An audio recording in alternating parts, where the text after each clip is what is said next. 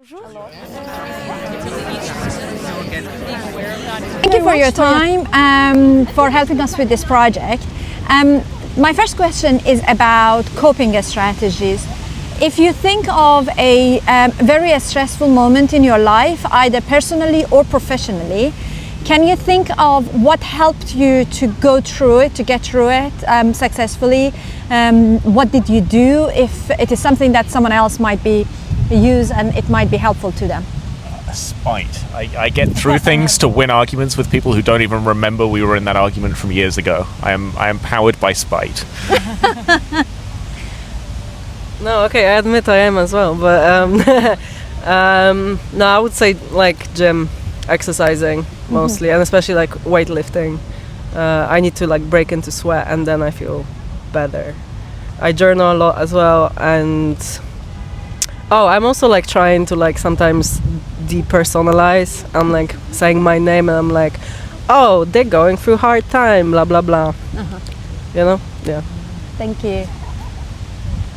I usually just speak with someone I trust and speak through it, hear their opinion and ask them to be like quite honest with me on how like, well, being very clear about how I feel and then like trying to gauge how the situation looks from an outsider perspective. Thank you. The second question is about lessons in life, something that you have learned, either a way of thinking or a skill that has helped you with your life, and you think that if more people know of it, it can be useful to them. Gosh, I need to think. I know. Yeah, go for it. Just boundaries, really, but like real boundaries, and not just like. By boundaries, I also mean like not oversharing, for example, because I used to overshare a lot, and yeah, I feel that like, or I don't. I also like try to like think a little bit before I commit to something, just to like, or like, for example, when I used to have conflict with someone, I would always like go for trying to have a conversation with the person, and these days I'm like, there are people who are worth it, but there are people who just don't deserve to see me that vulnerable, and yeah, and I keep this energy to myself instead of spending it on fucking stupid people. Sorry. Okay. Have you thought of something? Not really. I don't know. I mean, if we're thinking about a tough time for me, like professionally, I usually just kind of like write out all my thoughts and kind of try to organize them and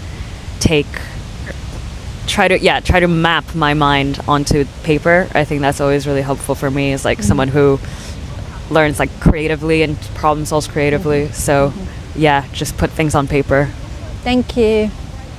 I don't look for closure on either end, which I found increasingly useful. Like, there are people out there who will dislike me very much, who I've never gone and like explained my side of what was going on, and it's just so much easier to be fine with that and accept that sometimes someone's full story of you is like, this guy screwed me over, or he's kind of a dick, and that's fine.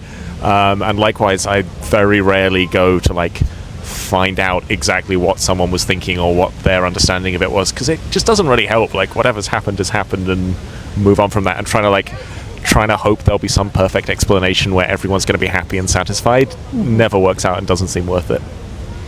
Thank you. And my last question is about act of kindness to a total stranger, meaning that you do not have any expectation, either being on the receiver end or giver end. There are a lot of studies that it helps with the wellness, and it has a huge impact on our wellness. I wonder if you have a memory, no matter which side you have been, but a total stranger showed you kindness, or you showed kindness to someone. The memory that you can share. Okay, I have one. I mean, I don't know if it was like kindness, but yeah, kindness in the sense that this person like struck a conversation with me. It was like, because I went to a concert and I got myself a t-shirt of the artist, and then I was on the DLR, and like she came up to me and we started chatting because she also went to the gig, and then we got on the DLR together and we started chatting, and in the end we like swapped numbers, and I mean, we're not in contact, but like we had like, you know, a bit of like waffling, and it was like, it wasn't like romantic or anything. It was just like, oh, you like the same thing, and it was really, really cute. And I remember like that time I was really struggling, and this thing really made my day. And I was like, this is something I'm gonna focus on and not this other stuff. Thank you. I think the one thing that comes to mind as a receiver is I was like at a protest, and it was quite emotional, and just a stranger gave me a tissue, and it was just so beautiful. I was so kind. Yeah, that's the story. Thank you. What about yourself? Yeah, the last ones I can think of was meeting some total strangers coming out of just being arrested at a police station, like a young person who'd been arrested there, and just having a chat with them about how they were doing, and then passing them over to family, and meeting a bunch of other strangers who were there to sort of, a whole group of strangers who were there to meet other strangers because they thought it was important that someone be doing it, and that really boosted my mood at a time when I was feeling pretty down about a lot of things. Okay. Thank you very much.